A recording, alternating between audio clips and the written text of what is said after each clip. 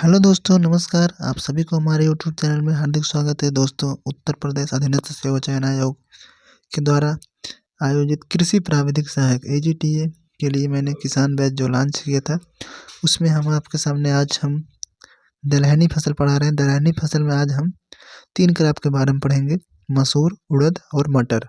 तो आइए हम क्लास को शुरू करते हैं। ये देख लीजिए, सबसे पहले हम उसको मसूर, उड़द और मटर के बारे में आज हम पढ़ेंगे। तो हम शुरू कर देते हैं क्लास को। तो दोस्तों, नए हो तो चैनल को सब्सक्राइब कर लीजिए और आप लोगों के लिए इसका प्लेलिस्ट बना दिया गया है। प्लेलिस्ट में जाकर आप सारी वीडियो देख सकते हैं। अब तक की इसके पहले प्रीवियस बहुत सारे इंपॉर्टेंट आपको क्राफ्ट साइंस की सीरियल वाइज बिल्कुल सिलेबस के अनुसार हम वीडियो ला रहे हैं। तो आइए हम क्लास को शुरू कर देते हैं। तो मसूर पहले पढ़ेंगे हम आज। मसूर, इसका लेंटिल भी बोलते हैं इंग्लिश में, और इसका scientific name lens esculenta. Lens esculenta इसका साइंटिफिक नेम है। और इसमें प्रोटीन कितने प्रतिशत पाया जाता है? 25% इसमें प्रोटीन पाया जाता है। सबसे अधिक उत्पादन सबको ही पता है, मध्य प्रदेश में होता है। ये मसूर से बहुत ज़्यादा क्वेश्चन नहीं बनेगा, सिर्फ मेन इम्पोर्टेंट जो है वही मैं बता रहा हूँ। साइंटिफिक नेम जरूर याद रखना, हर किसी फसल का साइंटिफिक नेम याद रखना, ठीक है। उससे जुड़े 1 वर्ड फैक्ट याद रखना। तो इसका scientific name lens esculenta. Protein 25%, और ये सबसे ज़्यादा उत्पादन कहाँ होता है? मध्य प्रदेश में। उपयुक्त जलवायु क्या है? ठंडी जलवायु।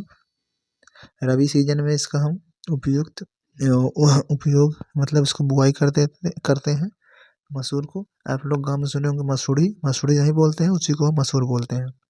तो मसूर पौधा है, ये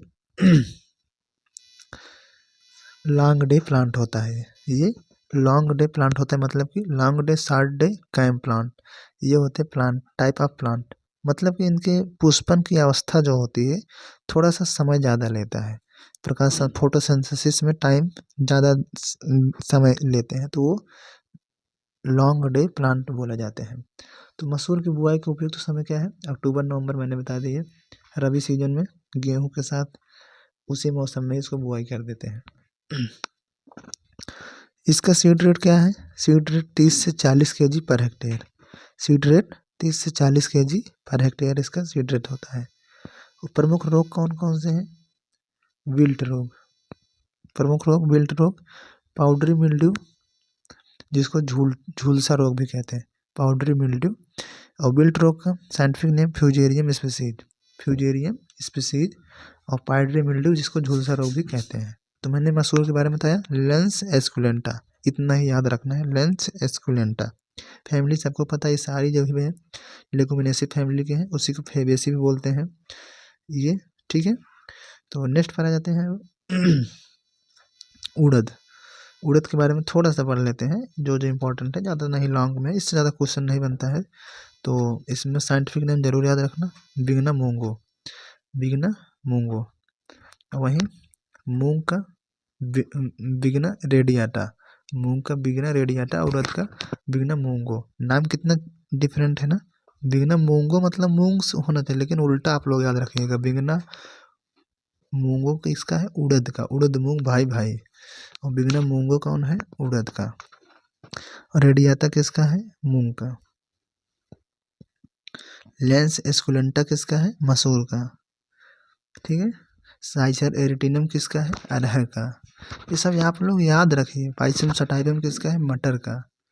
ये पूरा चीज़ आप लोग याद रखिए। किसी साइंटिफिक नेम जरूर याद रखिएगा, रटते रहेंगे, इसे बार बार पढ़ते रहेंगे, याद हो जाएगा। इसका मूल स्थान क्या है? इसलिए इम्पोर्टेंट हो जाता है क्योंकि ये भारत में इसका उत्पत्ति स्थान है। प्रोटीन 23, 24, 25, अब तक जितने पढ़े होंगे सब में 20, 21, 22, 24। प्रोटीन की मात्रा जो भी नॉर्मल, जो भी जितने भी दालें हैं, याद रखना, सब में 20 से 25% के बीच में ही पाई जाती हैं, सोयाबीन को छोड़कर, ठीक है। सोयाबीन में 40 के ऊपर जाता है, उसमें सबसे अधिक पाया जाता है। उड़द में कौन सा अम्ल पाया जाता है? इसमें फास्फोरिक अम्ल पाया जाता है। सीड रेट कितना होता है? 12 से 15 केजी पर हेक्टेयर। आप लोग अंदाजा लगाइए, बुआई करते समय 12-15 केजी 1 हेक्टेयर में हम बुआई कर देते हैं उड़द की। यही हाल मूंग का भी है, ये दोनों सेम सेम ही रहता है। एक चीज़ आप याद करेंगे इसके बस, लेकिन वैरायटी सबकी अलग होती है, याद रखना वैरायटी कभी भी एक नहीं हो सकती। एक नाम से 2-3 वैरायटी हो सकती है, लेकिन आपको ऑप्शन के अनुसार उसमें नहीं दिया रहेगा 2 सेम, ठीक है। तो सीड रेट 12 से 15 केजी पर हेक्टेयर। उसमें जो उन्नतशील किस्में हैं कौन कौन सी हैं? कृष्णा वेरी इंपॉर्टेंट है, ये पूछा जा चुका है। पंत U19, पंत U30, ये गोविंद बल्लभ पंत जो कि भारत का सबसे पहला एग्रीकल्चर यूनिवर्सिटी था 1960 में जो कि बनाया गया था, वो वर्तमान समय में कहाँ पर है? पंतनगर उत्तराखंड में है। वहाँ से जो वैरायटी निकाली जाती है वो पंत के नाम से बनती है। पंत धान, पंत U30, पंत U90, इन सब के नाम से अनुसार उसका टाइटल लगाया जाता है, इसलिए उनको आगे ये सब नेम दे देते हैं। और बरखा, बरखा वेरी इंपॉर्टेंट है, बरखा कृष्णा, 2 नाम याद रखना उड़द की।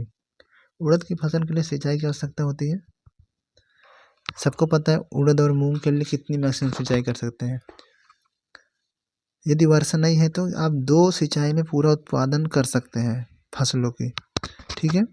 2 उत्पादन में गेहूं की भी कर सकते हैं, लेकिन उचित समय क्या होना चाहिए? अगर जैसे आपके पास 2 सिंचाई है, आप लोग बताइए, यदि आपके पास 2 सिंचाई हैं, आपके पास सिंचाई करने के लिए 2 ही सिंचाई मिली है, तो किस किस समय करेंगे?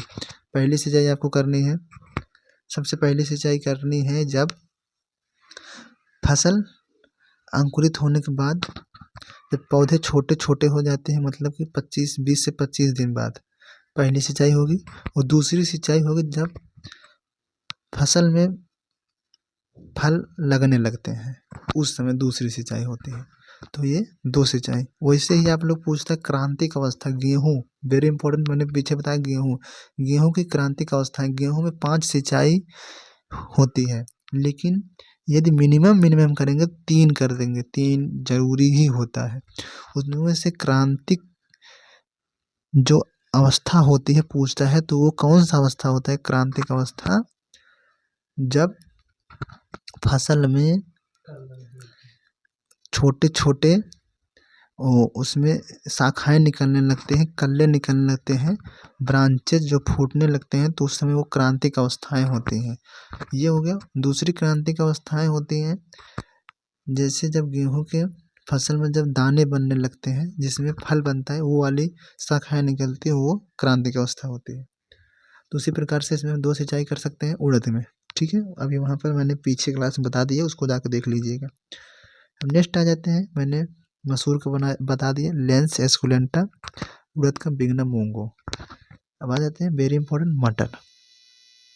मैंने इस क्लास में 3 फसलों के बारे में बता रहा हूँ, मसूर, उड़द और मटर। अब तीसरा आ जाते हैं मटर। मटर सबसे बताइए एक ऐसे वैज्ञानिक का नाम बताइए जिन्होंने मटर पर प्रयोग किया था। ये इम्पोर्टेंट है हर जगह से, तो आप लोगों को याद कर लेना है। ग्रीगर जॉन मेंडल, ठीक है, उन्होंने मटर पर प्रयोग किए थे आनुवांशिकता का। उन्होंने उसके कितने लक्षणों को लिया था? तो उन्होंने 8 लक्षणों को लिया था। और वो कौन सी मटर थी ये भी पूछा जाता है, तो वो गार्डन पी थी, गार्डन पी। तो मटर के साइंटिफिक नेम क्या है? चलिए शुरू कर देते हैं। पाइसम सेटाइवम, पाइसम सेटाइवम इसका साइंटिफिक नेम है।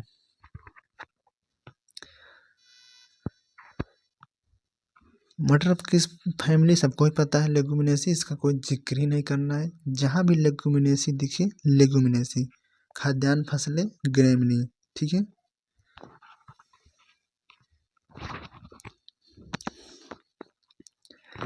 ये सब फैमिली भी क्वेश्चन पूछता है, आपको मिलान करने के लिए देता है किस फैमिली से कौन से फसल मतलब पौधे आते हैं, लेकिन ये सब सरल इजी नहीं देता है।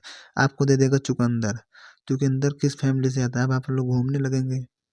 आलू, आलू तो सबको पता है, सोलिनेसी, कुकुरबिटेसी, लेगुमिनेसी, ग्रेमिनी, इन सबको पता रहता है। लेकिन यदि ये लहसुन पूछ लिया, प्याज पूछ लिया, चुकंदर पूछ लिया, ये सब फंस जाते हैं। ठीक है, चिनोपोडियेसी होता है चुकंदर का, और वही एलियेसी होता है लहसुन का, प्याज का। ये सब फैमिली नेम है। ठीक है, ये सब पूछा जाता है। साइंटिफिक नेम जरूर से जरूर, फैमिली जरूर से जरूर याद रखिएगा, तभी आप एजीटीए में कुछ कर पाएंगे। बहुत ज़्यादा कठिन पूछने वाला क्वेश्चन नहीं है उसमें, आपको फंसाएगा एकदम बेसिक क्वेश्चन से ही। ठीक है, और मटर का उत्पत्ति स्थान क्या है? भारत। इस पर हम चर्चा पूरा करेंगे स्ट्रेटजी के बारे में, कभी एक दिन लाइव आएंगे आप सबके बीच, तो उस पर चर्चा करेंगे। अभी हम क्लास पर फोकस करते हैं। तो इसकी मटर का उत्पत्ति स्थान, मटर की जो उत्पत्ति स्थान है भारत है, और इसमें प्रोटीन फिर वही है 22.5 20 से 25 के बीच में ही रहेगा। आप लोग क्वेश्चन आंसर में, आप क्वेश्चन आएगा तो इतना एग्जैक्ट डाटा नहीं देता है, वहाँ से एकदम उसी के बीच में देगा। कोई 15 दे देगा, कोई 30 दे देगा, कोई 35, तो उसको 20 से 25 के बीच में सारे अभी तक मैंने बताया है जितने भी दलहनी फसलों के बताया है, उसमें प्रोटीन सब में 20 से 25 के बीच ही है। किसी में 21 है, किसी में 22 है, किसी में 22.5, किसी में 23 है, किसी में 24 है, किसी में 25 है।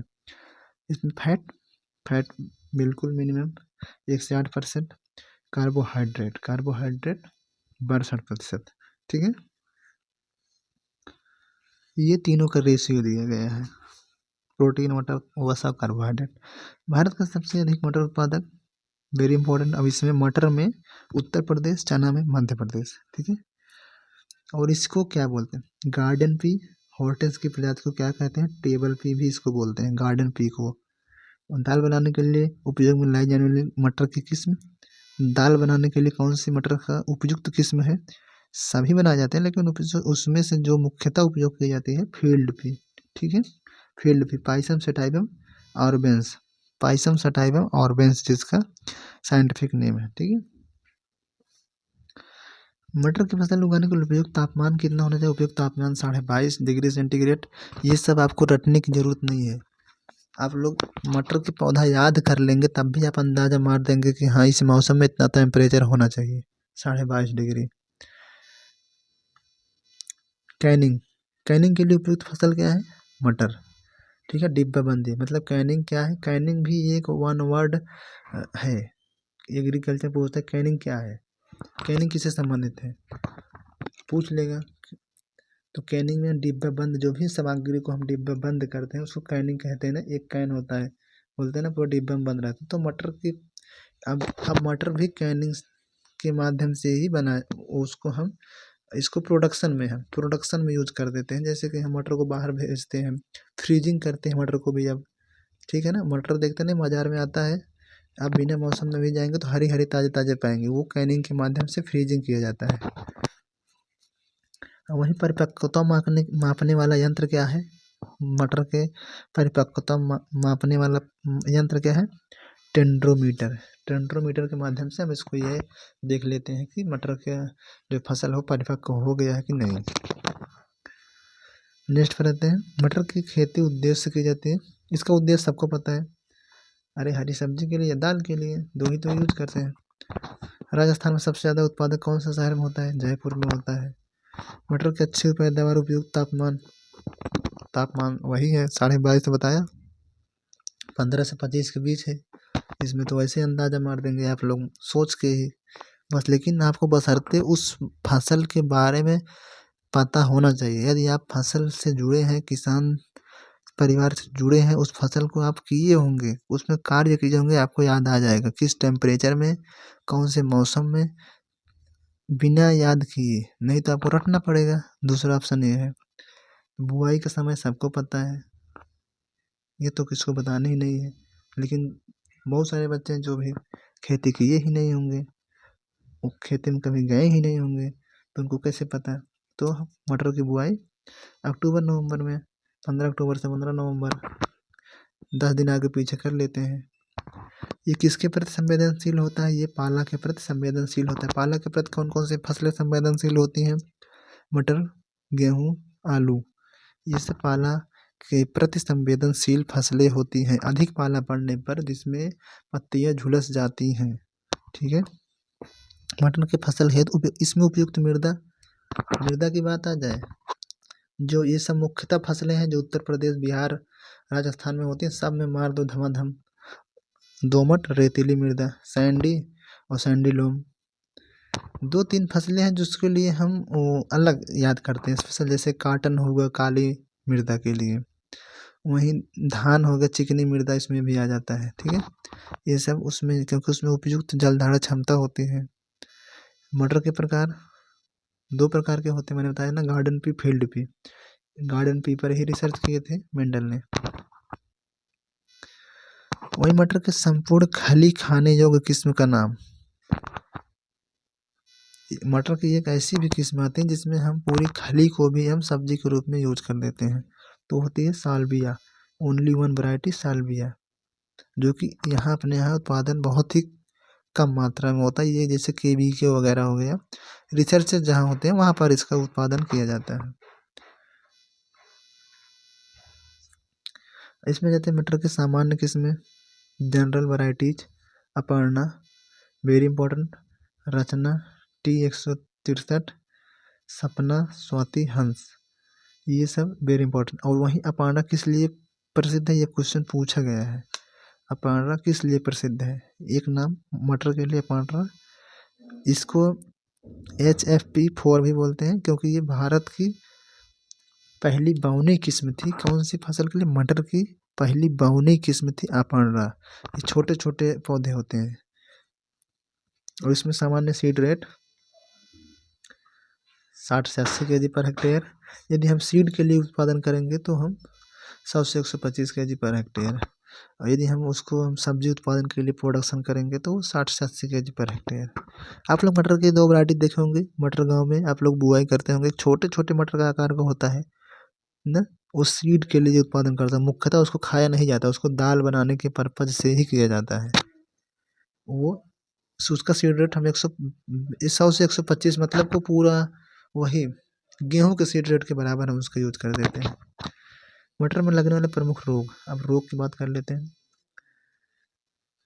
गलन सबसे इम्पोर्टेंट है, बिल्ट और सूखा रोग। ठीक है, जड़ गलन, बिल्ट, सूखा रोग और रस्ट, ये सब प्रमुख रोग हैं। पाउडरी मिल्ड्यू क्या है, पाउडरी मिल्ड्यू उसका भी रोग होता है, छाछया रोग इसको हिंदी में बोलते हैं। आप लोग हिंदी बहुत कठिन होगा, अगर आपको क्वेश्चन आएगा तो सीधा पाउडरी मिल्ड्यू ही लिखा आएगा। तो ये फंगस के कारण होता है, इरिसाइपी पॉलीगोनी फंगस के कारण होता है। इसे कंट्रोल के लिए हम क्या करेंगे, कंट्रोल के लिए हम इसमें गंधक, सल्फर का यूज कर देते हैं। ठीक है, गंधक का यूज कर देते हैं पाउडरी मिल्ड्यू के लिए। गंधक का चूर्ण 25 kg पर हेक्टेयर के हिसाब से हम खड़ी फसल में छिड़काव कर देते हैं। या दूसरा केमिकल है केरोथेन 0.5% आता है, उसका हम घोल बनाकर छिड़काव कर देते हैं। तो पाउडरी मिल्ड्यू के लिए गंधक या केरोथेन। अब इसमें पौधे की दूरी हम ज्ञात कर लेते हैं। आप लोग देखे होंगे ये 30 × 10 सेंटीमीटर, मतलब कतार से कतार की दूरी 30 सेंटीमीटर, मतलब ऐसे ऐसे ऐसे 30 सेंटीमीटर होना चाहिए दूरी, और इसे लाइन टू लाइन 10 सेंटीमीटर होना चाहिए इसके पौधे के पौधे की दूरी। यदि हम लाइन से हम बुआई करते हैं तो सीड ड्रिल के माध्यम से, नहीं तो ऐसे हम मिक्स छिड़काव विधि से हम मिक्सचर के रूप में हम उसको बुआई कर देते हैं। और वहीं मटर के, अब आप लोग को गेहूं और सरसों को यदि हम मिक्स बुआई करेंगे तो किस अनुपात में करते हैं, आपको कमेंट बॉक्स में बताना है। ठीक है, गेहूं और सरसों का एक क्वेश्चन पूछा जा चुका है। यदि हम लाइन टू लाइन गेहूं और सरसों को बुआई करेंगे तो किस अनुपात में हम करेंगे। मटर की खेती के लिए मृदा का उपयुक्त प्रमुख कीट कौन कौन से हैं, इस मटर में कौन कौन से कीट हैं, तो कीट है तना मक्खी, फली छेदक, हेल्कोबर्मा आर्मीजेरा। फली छेदक का नाम याद रखना, Helicoverpa armigera, very important. Leaf miner, pod borer, ठीक है, पोड बोरर, ये प्रमुख कीट लगने वाले हैं इसमें जो कि नुकसान पहुंचाते कीट हैं। और मटर के पौधे को उपयुक्त मृदा का पीएच मान कितना होना चाहिए, 6 से 7.5 डिग्री, मतलब कि थोड़ा सा क्षारीय होना चाहिए। 6 से 7.5, अम्लीय से क्षारीय, मतलब एकदम उदासीन के बराबर होना चाहिए, तो उपयुक्त मृदा का पीएच मान होता। तो दोस्तों मैंने पूरे मटर के बारे में बता दिया है। अब आगे इसके आगे दूसरे वीडियो में हम आएंगे लेके क्लास। तो यहाँ तक मैंने बताया कौन कौन सी फसल है, मसूर, उड़द, मटर। ठीक है, मसूर के लेंस एस्कुलेंटा, बिगना मूंगो, पाइसम सटाइवम। ठीक है, तो दोस्तों मिलते हैं अगले वीडियो में। तब तक के लिए आपको इसको रिवीजन करते रहिए, पूरा अच्छे तरीके से पढ़ते रहिए, मस्त रहिए, और वीडियो को ज़्यादा से ज़्यादा लोगों तक पहुंचा दीजिए, शेयर कर दीजिए, और यदि आप नए हो तो सब्सक्राइब जरूर करिएगा, और कमेंट बॉक्स में कमेंट करिएगा इसमें कुछ और क्या कर सकते हैं हम, अपना सुझाव ज़रूर दीजिएगा। ठीक है, और वीडियो कैसे लगा आप लोग हमें ज़रूर बताएं कमेंट बॉक्स के माध्यम से। मिलते हैं, तब तक के लिए धन्यवाद।